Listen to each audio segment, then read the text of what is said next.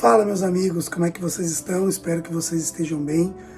Olha só, nós estamos nessa série do Homem ao Máximo, do livro do Edwin Lewis Carr, e hoje nós estaremos entrando no capítulo 8, Gorjeta, um gesto de apreciação.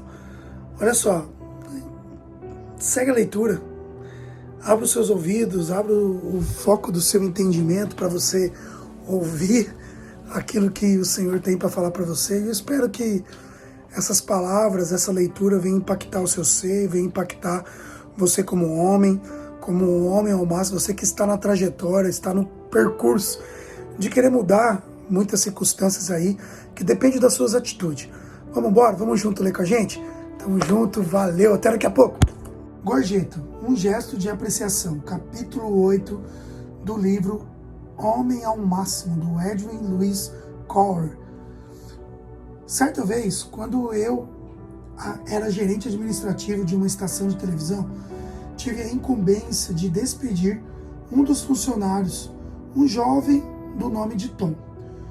Tom tinha tudo para ser bem-sucedido, mas vivia fracassando em seu ministério.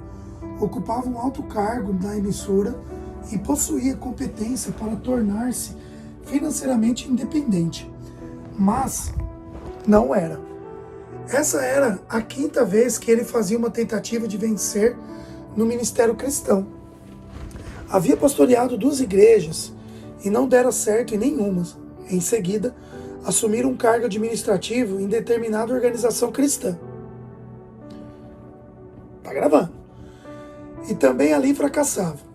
Depois foram copastor de outra igreja, mais uma vez com os mesmos problemas, um ministério infrutífero. E agora, na emissora de TV, continuava não rendendo o esperado. E ele sabia disso. A dispensa não pegou de surpresa. Não sei o que dizer, Tom, falei quando fui conversar com ele. Não sei o que posso fazer por você. Gostaria de ajudá-lo, mas a única coisa que ocorre é que você, por alguma razão, uma razão que eu não entendo, não está confiando em que Deus vai atender suas petições. Eu tentava descobrir uma solução. Queria dar-lhe uma palavra de orientação para que aquela sucessão de fracassos acabasse de uma vez, a sua vida ganhasse estabilidade. Tom concordou com o que eu dissera. Confessou que estava encontrando muita dificuldade para orar.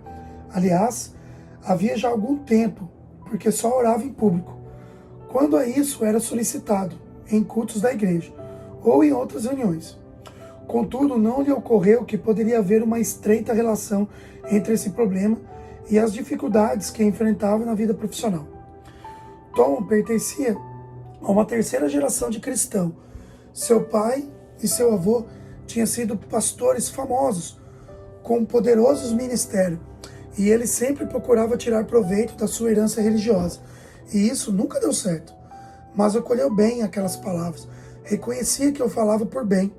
Alguns dias depois, ele e a sua esposa, Sue, convidaram a mim e a minha esposa para irmos jantar com ele. Foi nessa ocasião que comecei a juntar as peças do quebra-cabeça. A mesa do jantar estava muito bem posta, e fiz um elogio, e Sue em seguida agradecia-lhe o convite para o jantar. E interveio Tom de todo brincalhão. Foi ótimo vocês terem vindo. Assim hoje poderemos ter uma comida melhor. Opa! Eu e Nancy nos entreolhamos, mas prosseguimos com a conversa informal. Alguns minutos depois de termos sentado à mesa, Sue foi à cozinha buscar uma jarra de suco. Quando regressou, não pude deixar de observar que a perfeita anfitriã, ela era, com a bela jarra de cristal na mão e o sorriso afável.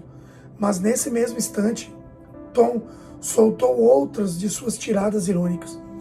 Você sabe que minha mulher é de Arkansas, não é? Ela só alcançou os sapatos porque vocês vieram aqui. Que coro de vergonha, mas não disse nada. Sue ficou corada de vergonha, mas não disse nada. À medida que o tempo ia passando, Tom soltava mais e mais comentários depreciativos. Passou o jantar todo atirando setas maliciosas na esposa. caçoando dela. Afinal, cansados do riso, nervoso e já sem graça, tentamos levar a conversa adiante, mas nos sentimos meio desajeitados. Nem assim Tom parou com suas alfinetadas. Parecia acreditar que estava sendo muito divertido. Na verdade, era o único que estava achando graça naquilo. E foi ali, em dado momento, que compreendi por que ele não era obtido de sucesso nos seus ministérios. Porque não conseguia orar, nem estava gozando da bênção de Deus. Em 1 Pedro 3,7, lemos o seguinte: Maridos, tratai as vossas mulheres com dignidade, porque sois juntamente herdeiros da mesma graça da vida, para que não se impeçam as suas orações. Tom estava desobedecendo a essa séria advertência bíblica, no sentido de tratar a esposa com dignidade, vendo-a como coerdeira da mesma graça de vida. Essa era a causa das suas orações não estarem sendo atendidas e, por consequente, de seu fracasso no ministério.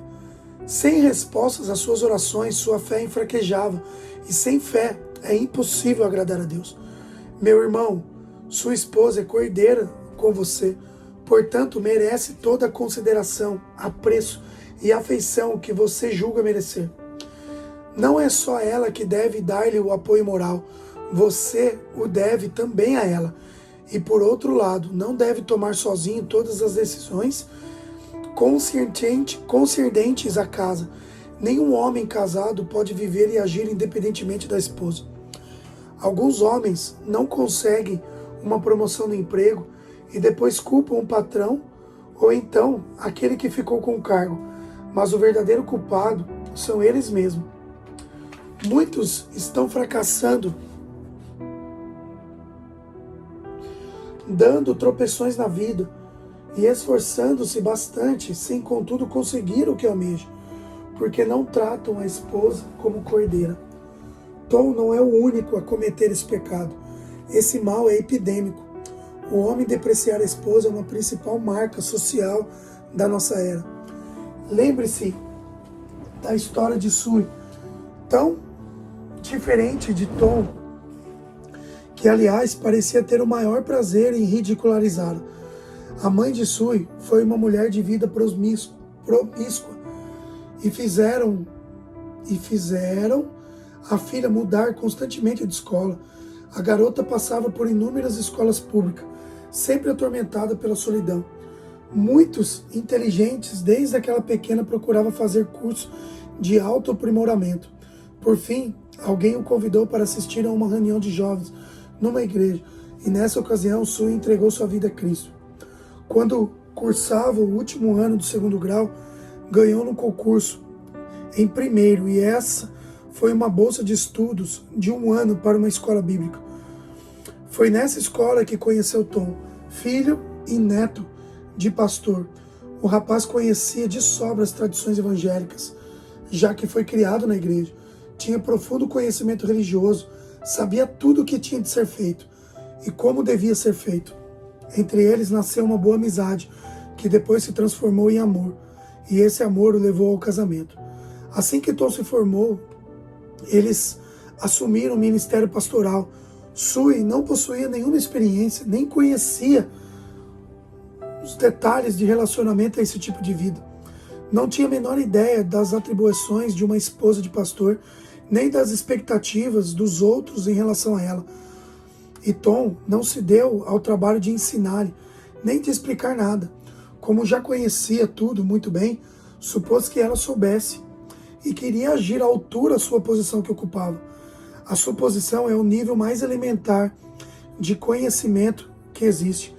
E Tom baseou-se muito do seu relacionamento com sua esposa e suposições. Desconhecendo tudo o que dizia a respeito à posição da sua esposa, pastor, e temerosa de perguntar, Sue cometeu inúmeros equívocos, o que era inevitável. Muitos desses erros causavam profundos constrangimentos ao marido, e ele reagia à sua maneira. E de vez de procurar explicar com paciência como deveria agir, Tom começou a debochar dela, depreciar, criticá-la, a sentença dos outros, como de forma de disfarçar a vergonha que sentia. Auto-justificar-se é atribuir a outro a culpa de nossos fracassos, a tentativa de nos sentirmos melhores. Olha só, a auto-justificar-nos é atribuir ao outro a culpa dos nossos fracassos, na tentativa de nos sentirmos melhores. Em 1 Pedro, Deus revela as consequências dessa atitude. Tom havia parado de receber respostas de oração. Nem sua vida, nem seu ministério estava sendo abençoado. Aqueles homens se sentiam frustrados, a fé enfraquecia, a oração sem vigor e por fim sua vida espiritual ressecou e praticamente morreu. Ele não conseguia mais exercitar a fé em Deus com relação às metas que desejavam alcançar. E em vez do sucesso, veio o fracasso. E como acontece com a medida dos homens, com a média dos homens, Tom culpava a esposa pelo seu fracasso. É claro que nunca afirmou abertamente, apenas passou a fazer dela o seu bode expiatório, ridicularizando todo instante. Incapaz de assumir a responsabilidade das suas falhas, ele procurou e encontrou o bode expiatório, entre parênteses, que estava mais à mão, e ainda por muitos e muitos anos continuou a depreciar a esposa. O que ele precisava ter feito, e se você for igual a ele, precisa fazer também, era sair com Sui para passar uns dias a sós com ela, abrir o coração e acertar todas as diferenças. Ele precisava permitir que o relacionamento fosse curado. Ele precisava mudar. Depois Sui também mudaria. É claro que há homens que não tratam as esposas como cordeira e mesmo assim são bem-sucedidos no negócio, mas quase todos eles sofrem algum outro tipo de perda ou experimentam alguma outra deficiência como resultado direto desse procedimento. Se o homem trata a esposa como uma propriedade, os filhos, observando o comportamento do pai, imitam e refletem a mesma atitude de seus atos. O marido tem de tratar a mulher como cordeira. Como o homem murmura contra a esposa, fala mal dela e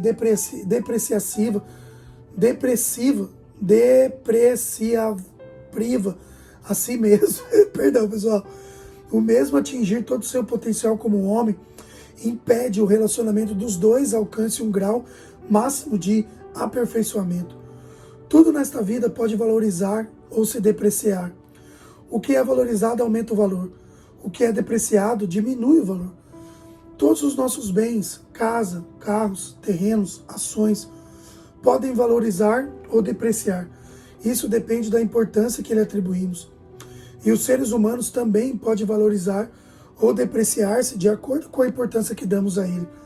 Quando apreciamos uma mulher, seu valor aumenta, tanto os nossos olhos quanto dela. Mas se depreciamos, ela diminui o valor tanto para si mesmo como para nós. Tom depreciava demasiadamente a sua esposa, que ao perder o valor para ele aos próprios olhos, mostraria-se incompetente de adquirir complexo de inferioridade. Lembro-me da experiência que eu também tive em relação a essa questão. Alguns anos atrás, eu estava pastoreando uma pequena igreja no norte da Califórnia. Era uma igreja nova, que na época enfrentava muitos problemas. Aliás, problemas era o que não faltava, a começar por mim. Eu não entendia o que estava acontecendo, tampouco sabia encontrar solução. Resolvemos reformar o salão onde nos reunimos para nos tornar o mais confortável possível. Quando estávamos trocando o piso, o antigo, um assoalho de madeira, em qualquer folga que eu tinha, eu ia trabalhar no templo para adiantar o serviço. Lembro-me de que certa tarde fui para lá e me propus a pregar as tábuas. A cada martelada que dava, resafogava meus sentimentos de frustração contra Deus, contra minha esposa, contra a igreja, tão cheios de problema, e contra mim mesmo. E me pus a desabafar com Deus. Entre parênteses, Senhor, precisas tomar alguma providência. Tens de mudar essa situação. Ajuda-me, Senhor. Modifica essa circunstância. Muda Nancy. Muda essa igreja. Ajuda-me, ó Deus. Eu preciso do teu auxílio, Senhor. Fecha parênteses. Eu e minha esposa estávamos morando numa casa muito pequena, tentando economizar cada centavo e nos irritávamos um com o outro por qualquer motivo. E Deus ouviu minha oração, ouviu e atendeu pessoalmente. Ali mesmo, enquanto eu ia pregando aquelas tábuas, Deus abriu minha mente, apertou as teclas de rebobinar do meu gravador mental e em seguida a tecla play, trazendo-me à lembrança várias frases que eu dissera antes. Relembrou-me de tudo que eu falava a respeito de Nancy. Minhas atitudes de crítica em relação a ela, as agressões verbais que eu dirigia. Em cada uma dessas situações, eu fizera algum comentário depreciativo. Olha aqui, macho. Você acha que isso aqui não está batendo em mim também? Você acha que eu ouvindo, lendo essas palavras, primeiro corta aqui, depois corta aí. Primeiro eu vejo as palavras depreciativas que eu soltei contra minha esposa, contra meus filhos. E você acha que não machuca? Machuca. Relembrou-me de tudo que eu falava a respeito de Nancy. Minhas atitudes de crítica em relação a ela e as agressões verbais que eu lhe dirigi. Em cada uma dessas situações eu fizera algum comentário depreciativo. Na verdade, eu amava minha esposa. Amava muito e, no entanto, caíra no erro de todos os homens. Sendo a pessoa mais próxima, Nancy se tornava o alvo das minhas irritações, em que eu desafogava minhas frustrações, em que eu desacarregava meu mau humor, meu sarcasmo. Era o bode expiatório dos meus fracassos, mas nem sempre o fazia diretamente. Nem sempre fazia diretamente. Era mais uma constante murmuração. Fiquei abismado, ao mesmo tempo arrasado com aquela revelação. Senti o rosto queimar de vergonha e em seguida Deus fez outras revelações pelo qual sou eternamente grato. Ele me mostrou as virtudes da minha esposa, sua gentileza, seu encanto pessoal, sua beleza de seu espírito. Eu a vi como Deus a vê. No mesmo instante, larguei o martelo e caí de joelhos naquele assoalho duro e pedi perdão a Deus. E no fundo do meu espírito clamei a Ele. Dessa vez, porém, foi um clamor totalmente diferente. Em seguida, ainda, o bolso do meu avental de carpinteiro, cheio de pregos, ergui as mãos e, sem o menor acabamento, sem nenhuma hesitação ou reserva, disse em voz alta: ó Deus, perdoa-me, porque essa atitude, perdoa-me pela forma como eu tenho tratado minha esposa. Quero amá-la, quero valorizá-la e não depreciá-la.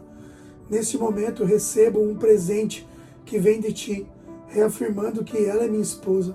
Eu agradeço por ela. Naquele instante, eu lançava um novo alicerce espiritual em minha vida. Permaneci ali mais alguns minutos, e quando me levantei, achava-se quebrantado e reformado. Tirei o avental e fui para casa. Nossa casa ficava logo ao lado do templo. Tomei banho, troquei de roupa e fui à cidade.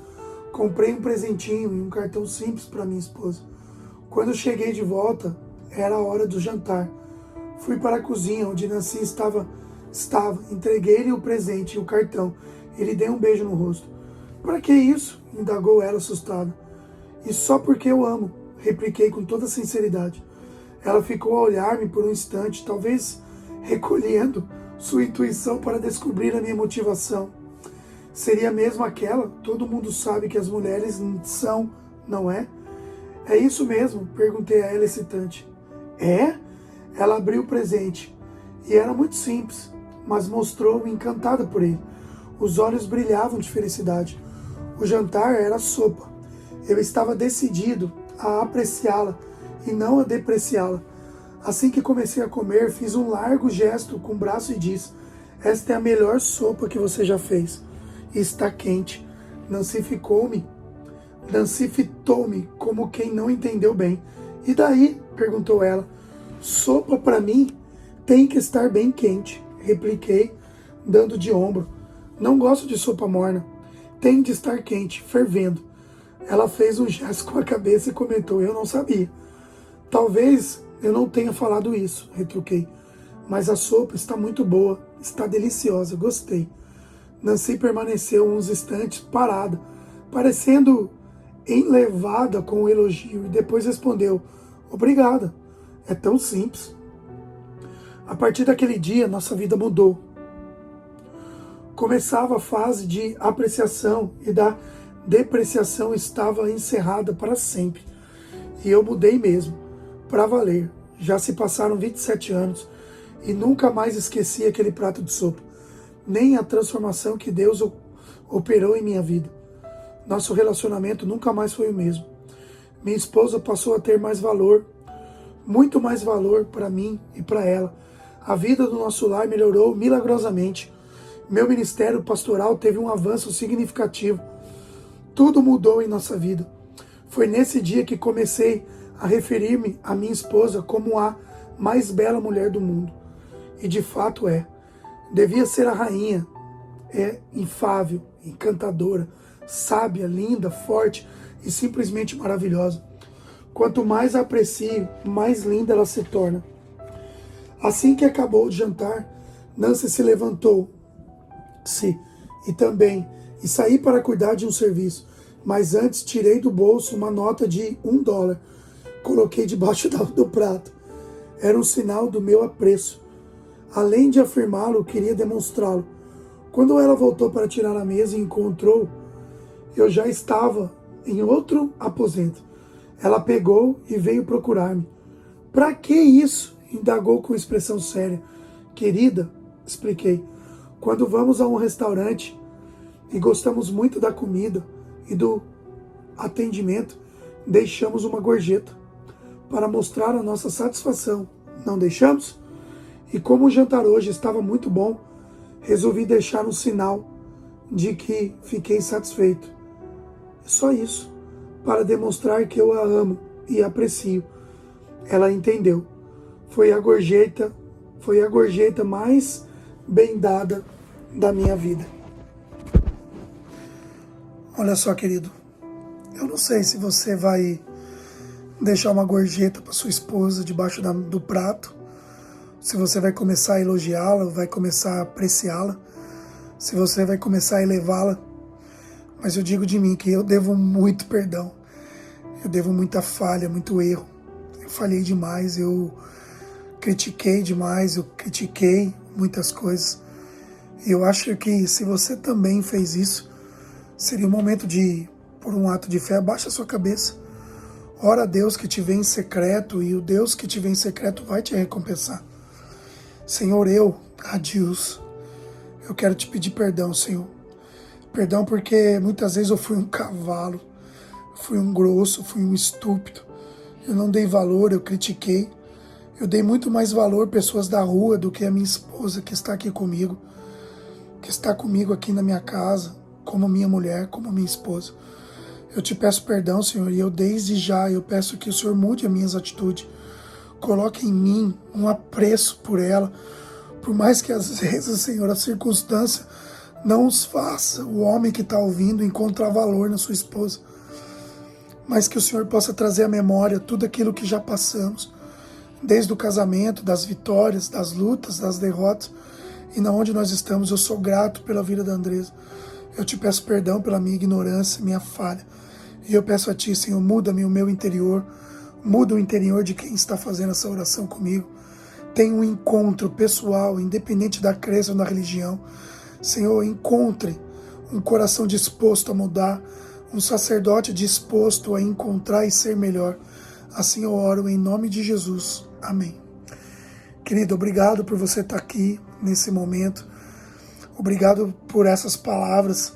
Esse livro ele é marcante, esse livro é impactador para quem deseja ser um homem melhor. Eu não digo que você será um homem ao máximo, mas que você está no caminho. Semelhança a Cristo são sinônimos. Nós queremos ser semelhança a Cristo de verdade, não ser religioso, mas ser alguém que represente o reino por onde está. Eu te agradeço por você estar aqui. Se esse áudio, se esse vídeo fez sentido para você, compartilha. Comenta aqui embaixo o que você está achando. Comenta o que você mudaria nesses áudios, fora a voz, que é de taquara rachada, que é de um pato rouco. Isso eu não creio que vai mudar. Mas eu digo uma coisa, o que sai, essas palavras vão transformar a sua vida. Que Deus possa abençoar você e a todos que você ama. Shalom, shalom.